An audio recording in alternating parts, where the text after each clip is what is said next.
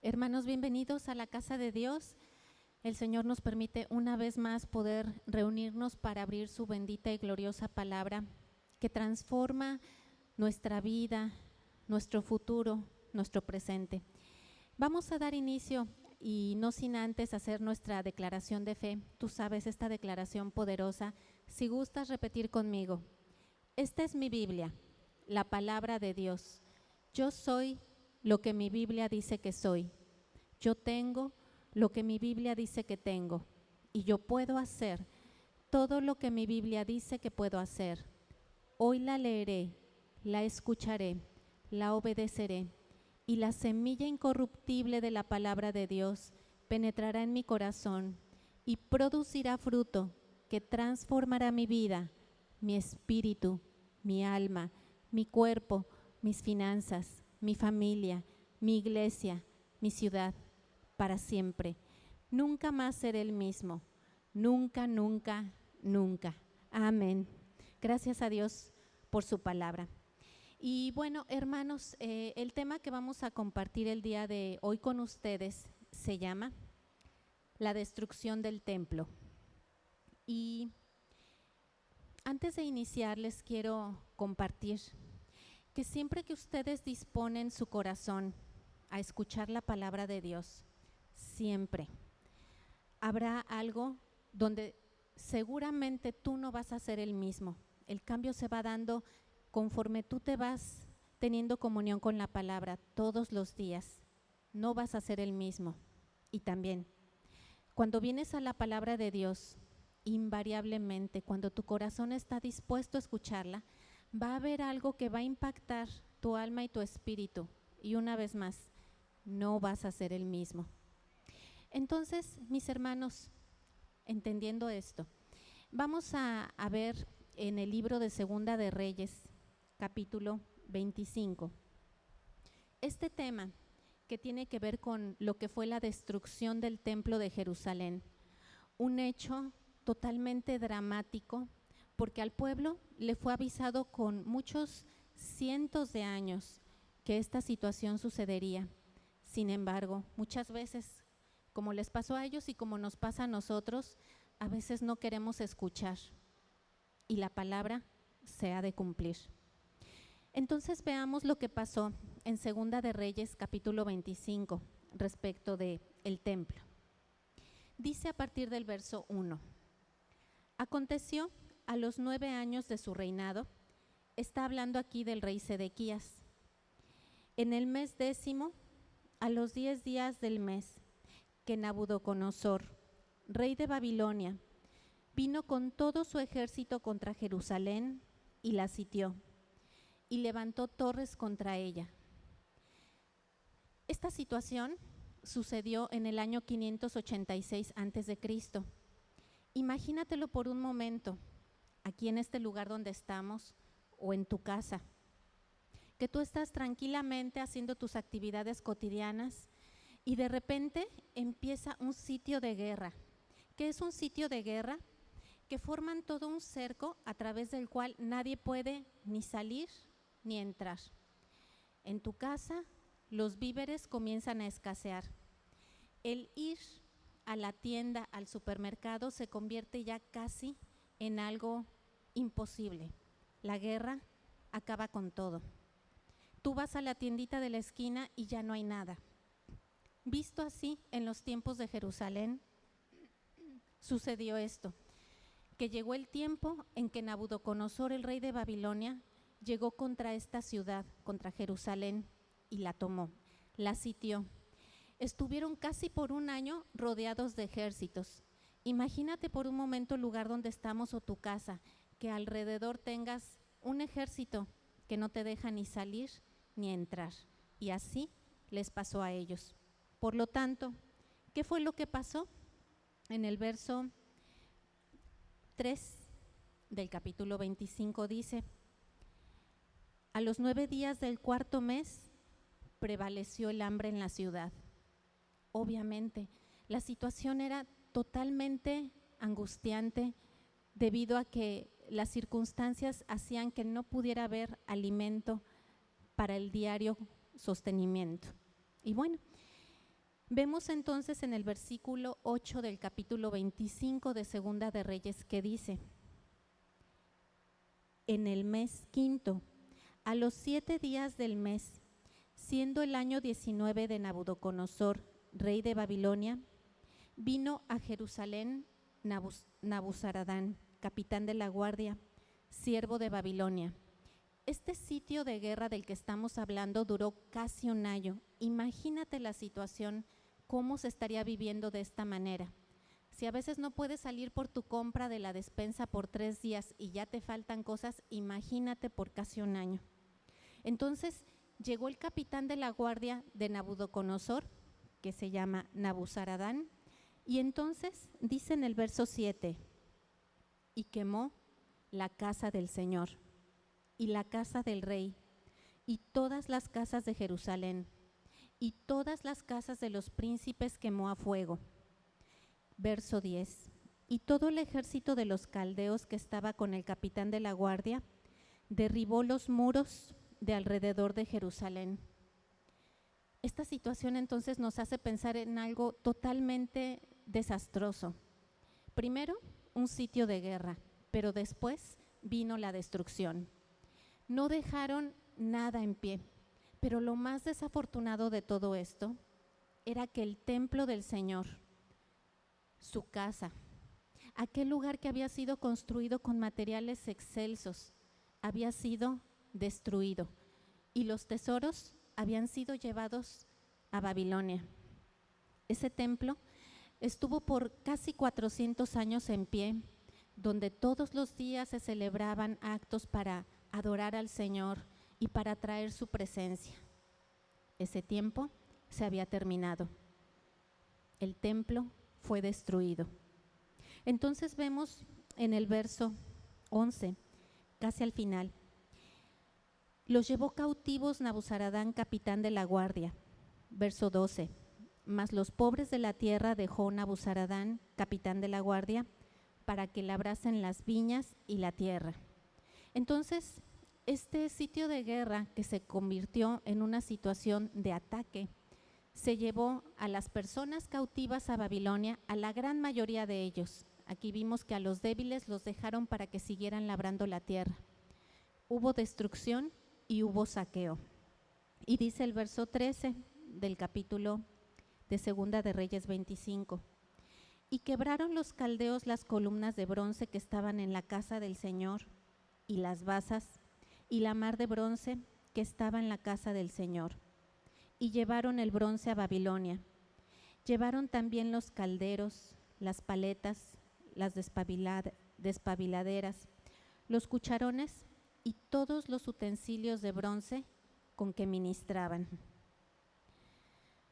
Entonces, si en este momento puede estar en tu mente esta situación de destrucción total, de guerra, de hambre, de falta de provisiones, guárdalo ahí por un momento, porque en un momento más vamos a hablar espiritualmente qué es esa destrucción. Entonces, esta destrucción, como les decía, no vino sin causa alguna. La palabra de Dios dice que la maldición no viene sin causa alguna. El profeta Isaías lo anunció con cerca de 150 años de anticipación. Jeremías, el profeta, él también, que había estado hablando la palabra de Dios durante el reinado de 4 reyes, él también le habló al pueblo de esta situación. Incluso, a diferencia de Isaías, que él vio esta situación a futuro, y vaya de la profecía de Isaías, porque no solamente vio eso, sino vio hasta el reino milenial de Jesucristo. La palabra de Dios es gloriosa. Jeremías estuvo en el momento en que estos hechos sucedieron. Tenemos también al profeta Habacuc, que hace un momento lo refirió nuestra pastora. El profeta Habacuc, él dentro de su profecía veía a los caldeos que iban a venir a tomar a la ciudad.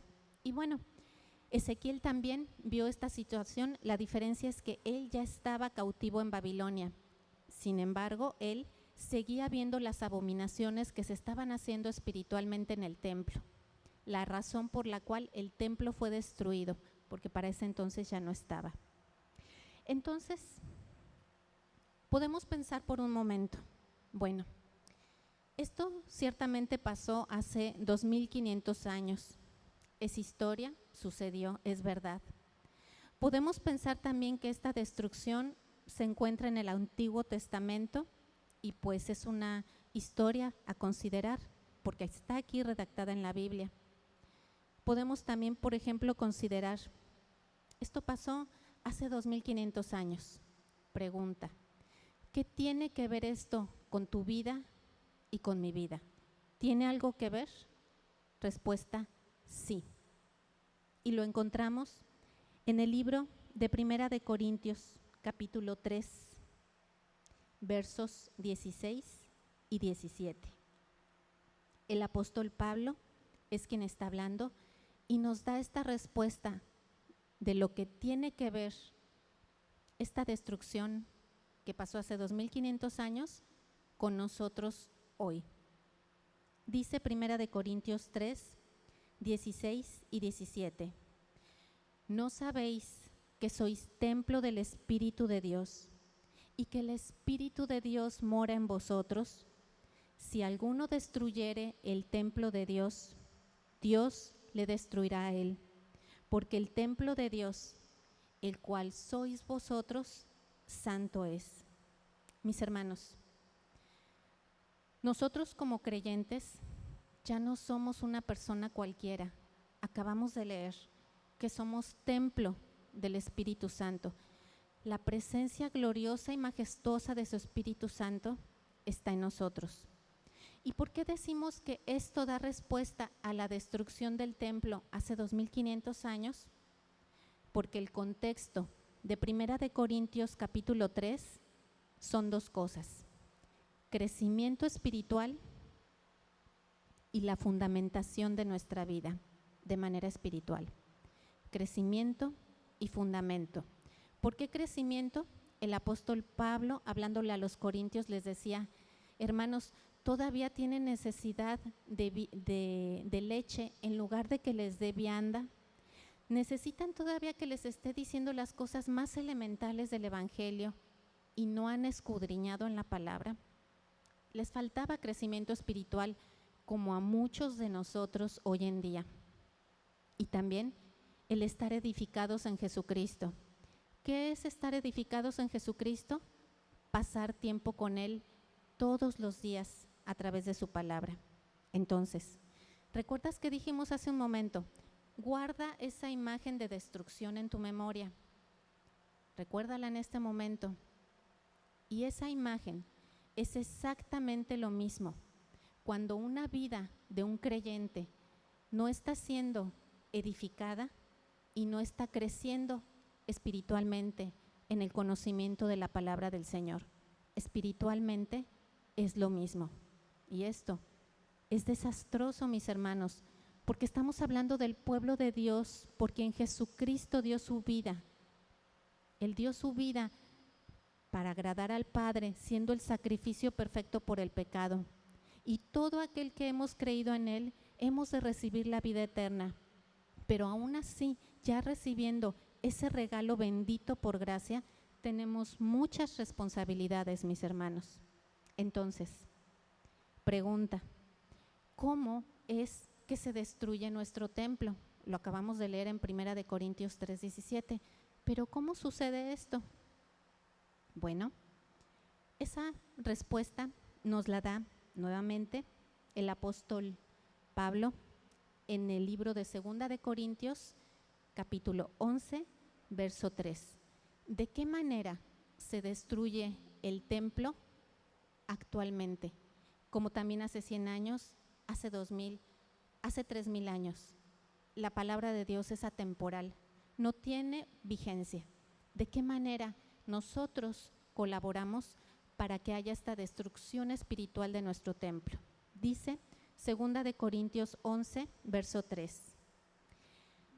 Pero temo que como la serpiente con su astucia engañó a Eva, vuestros sentidos sean de alguna manera extraviados de la sincera fidelidad a Cristo. ¿Qué es lo que produce destrucción? Es el engaño. Mis hermanos, el engaño es parecido a un regalo. Nosotros lo vemos y decimos, es hermoso. Nosotros lo vemos y decimos, debe de tener algo adentro muy valioso porque es para mí. Es un regalo personal y es para mí.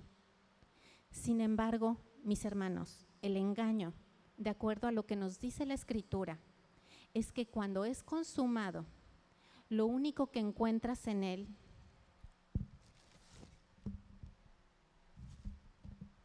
en palabras del apóstol Santiago, capítulo 1, es muerte. El engaño, eso es lo que produce. Produce muerte, produce destrucción. Así que necesitamos, como creyentes de Jesucristo, estar atentos a cuál es ese mecanismo del engaño para entonces crecer y estar fundamentados en Jesucristo. ¿Cuáles son entonces las cosas que nos llevan al engaño? Mis hermanos, esto está muy fuerte en estos momentos en el mundo. La falsa enseñanza que encontramos en 1 de Timoteo capítulo 4. Y la otra cosa que ayuda a la destrucción de nuestro templo es hacer las cosas a mi manera. Entonces, veamos la primera, la falsa enseñanza. Dice 1 de Timoteo capítulo 4 que en los postreros días vendrán algunos que apostatarán de la fe, escuchando espíritus engañadores y doctrinas de demonios. Cuando la palabra de Dios se estudia de manera muy superficialmente, mis hermanos, es entonces que se cae en tantas doctrinas falsas. Y desafortunadamente, cuando alguien no está arraigado en Jesucristo, es llevado por la corriente de esa doctrina falsa. Esta situación conlleva a que la persona crea toda clase de cosas que no son las que están en la palabra de Dios. Se ven muy bien y parecen bíblicas, pero cuando las vemos en un conjunto, son doctrinas falsas y engañosas. Y esto hace que el creyente sea parte del camino que el Señor tiene para él. La destrucción del templo es equivalente a que el Señor dice, te he salvado y te voy a poner en este lugar, en este tiempo, para hacer este propósito. Y cuando la enseñanza falsa te arrastra, te lleva lejos del lugar que era tu propósito. Dice el libro de Hechos, capítulo 17, una cosa fundamental sobre cómo nosotros debemos enfrentar esta situación. Hechos 17 dice, verso 10, inmediatamente los hermanos enviaron de noche a Pablo y a Silas hasta Berea, y ellos habiendo llegado entraron a la sinagoga de los judíos, y estos eran más nobles que los que estaban en Tesalónica, pues recibieron la palabra con toda solicitud, escudriñando cada día las Escrituras para ver si estas cosas eran así. Mis hermanos, cuando estamos recibiendo la palabra de Dios, tenemos el fuerte compromiso de venir a nuestra palabra y ver que lo que se está predicando es exactamente como está aquí contextualizado.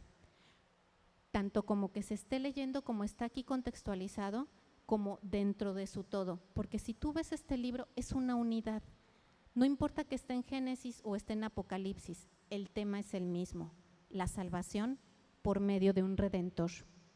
Entonces, ante la falsa enseñanza, tenemos la fuerte obligación de venir cada uno de nosotros y escudriñar las Escrituras. Ahora, cuando hablamos de la persona que enseña la palabra de Dios, mis hermanos, cualquier persona en todo el mundo que hacemos esta actividad de enseñar la palabra de Dios, el compromiso es mucho mayor, porque dice Santiago, capítulo 3, verso 1, hermanos míos, no os hagáis maestros muchos de vosotros, sabiendo que recibiréis mayor condenación. El venir a la palabra y estudiarla superficialmente y enseñarla de esa misma manera, mis hermanos, esto es muy grave delante del Señor. Así que, ya sea que la estamos escuchando o la estamos enseñando, hay un fuerte compromiso para con la palabra, de escudriñarla. Por eso, el profeta Oseas en el capítulo 4, verso 6 dijo, mi pueblo pereció porque le faltó conocimiento. Y ya lo vimos, el pueblo fue destruido. Conocimiento había, pero ellos no lo habían recibido. Como hoy, en muchos lugares, muchos corazones quizás asisten a la iglesia, pero su corazón no está ahí. Está pensando en otras cosas y los tiempos están avanzando muy rápido, mis hermanos. Entonces, todo esto que hablamos tiene que ver con la falsa enseñanza. Pensemos ahora en el segundo hecho que les comentaba, que tiene que ver con la destrucción de nuestro templo, y es el hacer las cosas a nuestra manera. ¿Dónde lo encontramos en la Escritura? Proverbios 3:7. Dice, no seas sabio en tu propia opinión, teme al Señor y apártate del mal. Pareciera que nosotros podemos decidir abiertamente sobre cualquier hecho. Sin embargo, el Señor, que nos ama tanto y que nos ha dado a su Hijo Jesucristo y a su Espíritu, nos dice como Padre que lo mejor es siempre venir a Él y pedirle consejo sobre las decisiones que queremos hacer. No esperemos que el Señor nos responda con una voz audible, sí hazlo o no hazlo, pero el Señor sí tiene una forma de cómo responder. Responde con paz en el corazón. Y cuando hay paz, invariablemente, esa es una decisión respaldada por el Señor. Cuando hay intranquilidad, cuando las cosas no se ven claras, ahí no está la sabiduría de Dios. Y en la Escritura encontramos un pasaje que nos habla justamente de esto, de qué es lo que pasa cuando nosotros hacemos las cosas, inclusive la obra de Dios, sin tomar en cuenta el parecer del Señor. Hablaremos de Moisés. Moisés, un hombre grande delante del Señor, pero era un hombre como nosotros y él tenía emociones como las tenemos nosotros. Y una emoción que no es educada conlleva a situaciones complicadas al momento de hacer la obra del Señor. Entonces, el hacer las cosas a nuestra manera nos lo ejemplifica Números capítulo 20. En Números capítulo 20 encontramos a Moisés guiando al pueblo de Dios a través del desierto. Ya han pasado tiempo haciendo esta andanza en círculos en el desierto porque una vez más no habían confiado en el Señor. Entonces llegó un momento en que la gente están en el desierto. ¿Qué tenían? Tenían hambre y tenían sed. ¿Y qué fue lo que hicieron? Empezaron a murmurar sobre su líder, Moisés y Aarón. Empezaron a decir, ¿por qué nos sacaste de Egipto si allá teníamos todo lo que nuestra alma podía necesitar y nos traes aquí a morir de hambre y de sed a nosotros y a nuestras bestias? Entonces, Moisés, imagínate la situación, estás comandando a cientos de miles de personas y todos quejándose. Entonces Moisés junto con Aarón acuden al tabernáculo, en ese entonces lo que estaba era el tabernáculo. Y dice Números 20, verso 6. Y se fueron Moisés y Aarón de delante de la congregación a la puerta del tabernáculo de reunión, y se postraron sobre sus rostros. Y la gloria del Señor apareció sobre ellos. Y habló el Señor a Moisés diciendo, toma la vara y reúne a la congregación, tú y Aarón, tu hermano, y habla a la peña. Moisés tenía una instrucción como nadie. Él no necesitó paz o intranquilidad en su corazón. El Señor le dijo qué era lo que él tenía que hacer. Hablarle a la roca, y la roca les daría las aguas. Y dice, Números 20, verso 10. Y reunieron Moisés y Aarón a la congregación delante de la peña y les dijo: Oíd ahora, rebeldes, ¿os hemos de hacer salir aguas de esta peña? Entonces alzó Moisés su mano y golpeó la peña con su vara 2 veces. Y salieron muchas aguas y bebió la congregación y sus bestias. Verso 12. Y el Señor dijo a Moisés y a Aarón: Por cuanto no creísteis en mí para santificarme delante de los hijos de Israel, por tanto, no meteréis esta congregación en la tierra que les he dado. Qué terrible situación para Moisés. Por un momento quisiéramos pensar cómo se sintió. La emoción ante una situación totalmente justificable, cualquiera hubiéramos hecho lo mismo. Le llevó a no entrar a la tierra prometida. El Señor les dijo: no creyeron en mí, no van a entrar en la tierra. Y esto, efectivamente, así sucedió. Lo encontramos en Deuteronomio capítulo 34. En Deuteronomio 34 vemos que Moisés ya tiene 120 años. Moisés está casi por morir, pero antes de morir, el Señor lo lleva al monte Nebo. Y está en el monte Nebo, que está casi enfrente de Jericó, y por este lado tiene el Mar Muerto. Y estando ahí parados, le dice el Señor, en Deuteronomio 34, subió Moisés de los campos de Moab al monte Nebo, a la cumbre de Pisga que está enfrente de Jericó, y le mostró el Señor toda la tierra de Galaad hasta Dan, todo Neftalí, y la tierra de Efraín y de Manasés, toda la tierra de Judá hasta el mar occidental, el Negev y la llanura, la vega de Jericó, la ciudad de las palmeras hasta Zoar. Si tú has tenido la oportunidad de estar en este lugar en Jordania, que es donde se encuentra el monte Nebo, tú vas a ver que en esa llanura de Pisga está una placa que el hombre puso, por supuesto, pero muy realista en cuanto a lo que esa placa representa. La puedes ver en internet. Esa placa señala con líneas los diferentes lugares que desde esa altura pudo ver Moisés.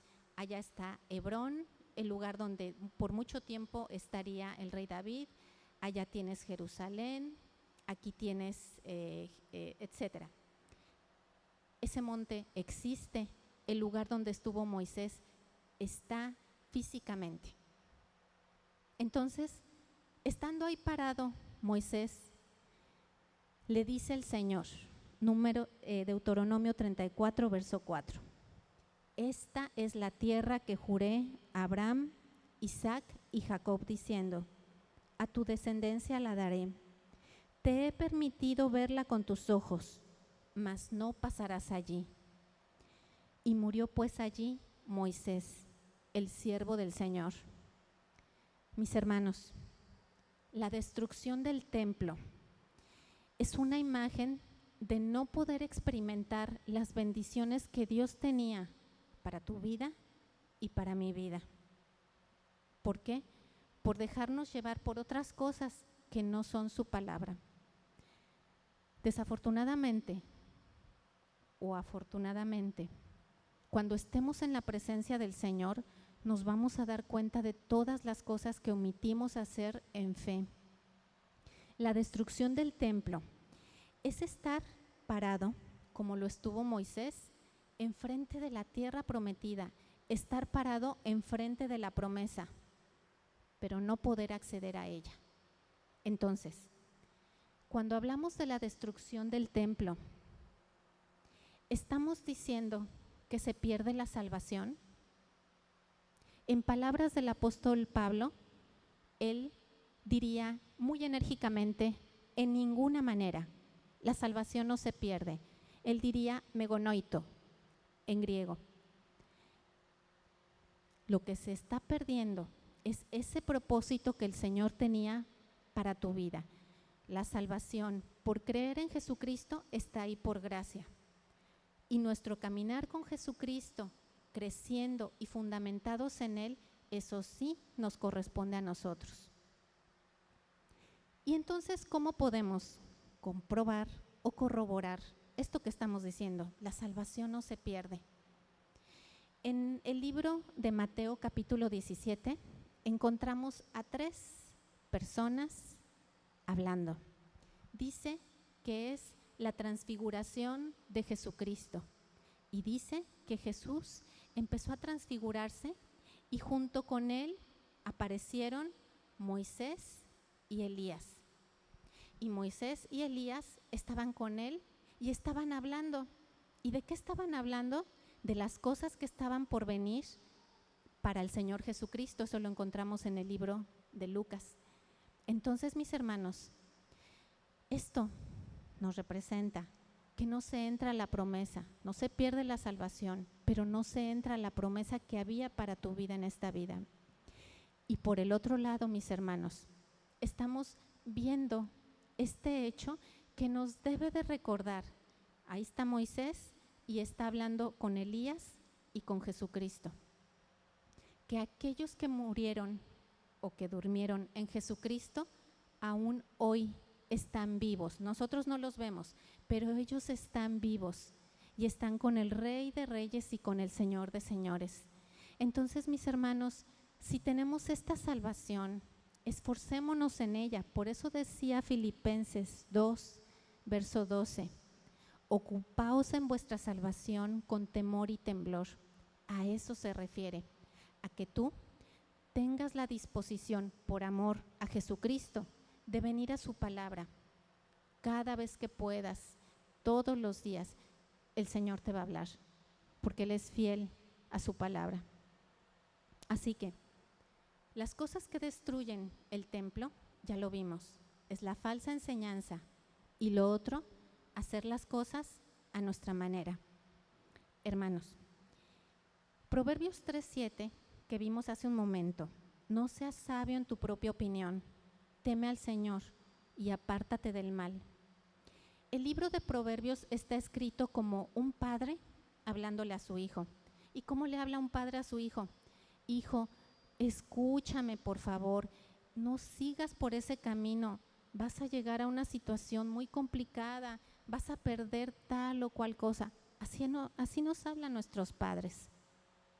Bueno, ese mismo verso bíblico, no seas sabio en tu propia opinión, lo refirió también el profeta Isaías. Él lo refirió en Isaías 5:21, pero el tono es muy diferente. Él dijo, ay de los que son sabios en su propia opinión y de los que son prudentes delante de sí mismos. El profeta Isaías, cuando está utilizando el ay, es como una lamentación muy grave. Por ejemplo, una persona puede ir al doctor y le dan un diagnóstico muy malo, terrible. O una persona por alguna cuestión de la vida pierde todo el dinero que tenía para el resto de sus días. Ambas cosas son malas, son terribles. Pero cuando el profeta Isaías dice, ay de los que son sabios delante de sus propios ojos, lo está poniendo como algo que es muy grave. Mientras que el proverbista nos da el consejo, Isaías, que él vio toda la gloria de Jesucristo, porque él vio lo que estaba por venir a 100, 150 años, pero él vio hasta el reino milenial. Vale la pena considerar esto que nos está diciendo la palabra de Dios. No seamos nosotros los que tomemos decisiones, pongámoslas siempre en el altar del Señor. Y ese altar está en nuestro corazón a través de las oraciones que damos al Señor. ¿Y por qué hacer esto? ¿Por qué interesarnos tanto por salvaguardar nuestro templo? Porque, mis hermanos, vamos a dar cuentas de nuestra mayordomía delante del Señor Jesucristo. Lucas 16, verso 1 y 2. Hablando Jesucristo, dijo también a sus discípulos: había un hombre rico que tenía un mayordomo, y éste fue acusado ante él como disipador de sus bienes. Verso 2. Entonces le llamó y le dijo: ¿qué es esto que oigo acerca de ti? Da cuenta de tu mayordomía, porque ya no serás más mayordomo. Mis hermanos, aquel que hizo los cielos y la tierra y que la sustenta con la potencia de su palabra, cuando estemos en su presencia, vamos a dar cuentas. Ya no para salvación. Ese asunto ya fue arreglado en la cruz para aquellos que hemos creído en Jesucristo. Vamos a dar cuentas de las obras que en Cristo estamos haciendo en esta vida. Y esto pudiéramos pensar, bueno, yo estoy bastante bien en mi proceder para con lo que estoy haciendo para y hacia el Señor.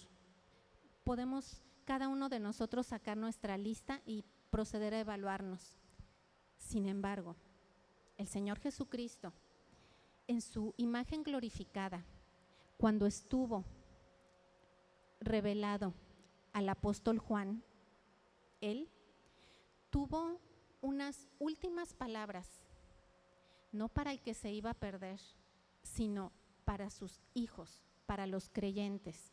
Y eso lo encontramos en Apocalipsis 2 y 3, para que veamos cuán serio es este asunto de considerar nuestro templo.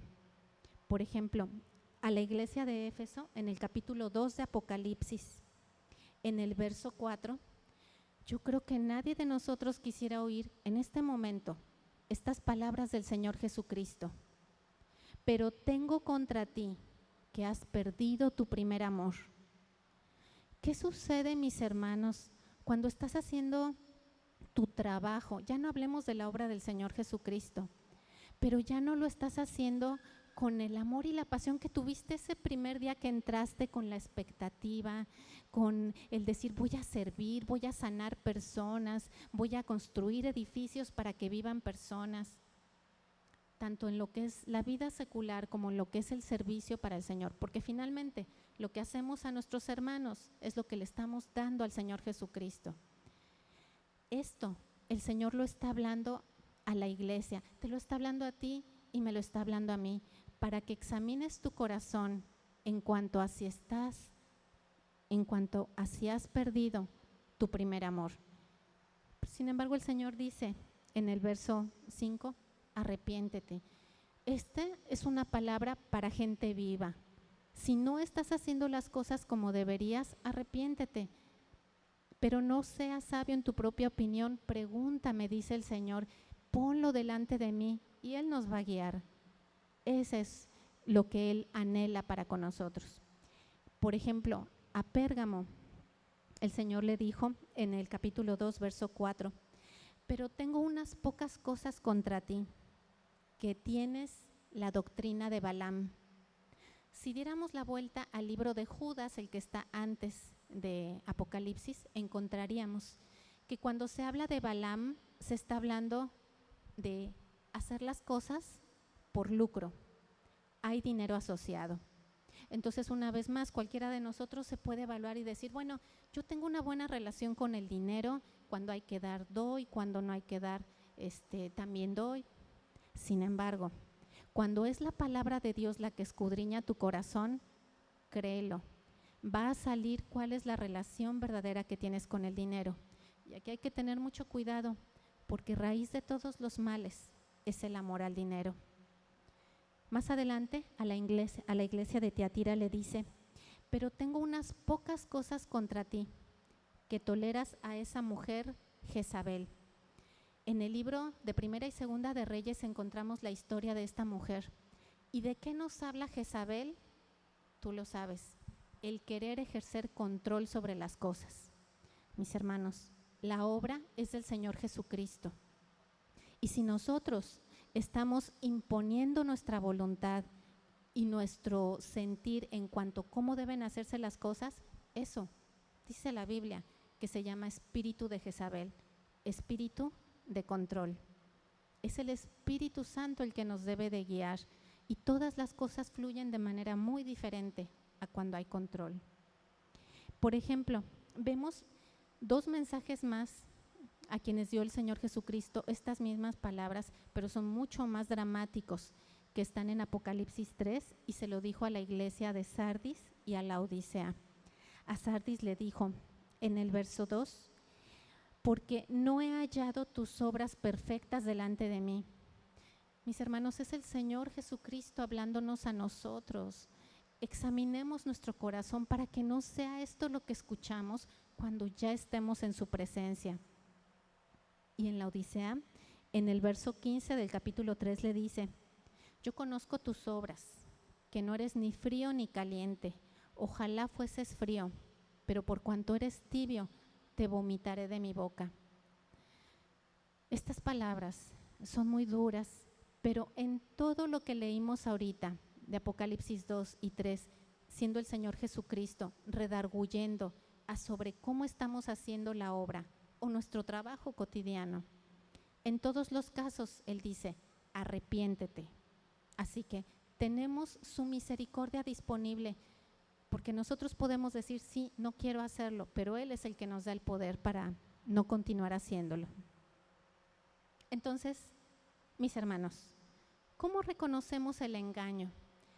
Ya vimos hace un momento que el engaño se ve muy bien, pero por dentro es muerte. ¿Cómo lo reconocemos? Hace muchos años había una mujer, muchos años, todavía no había carros, eran carruajes. Entonces ella tenía su hermoso carruaje que era conducido por 2 caballos, pero necesitaba un cochero. Entonces ella empieza a buscar personas y aparecen 3 contendientes por el puesto.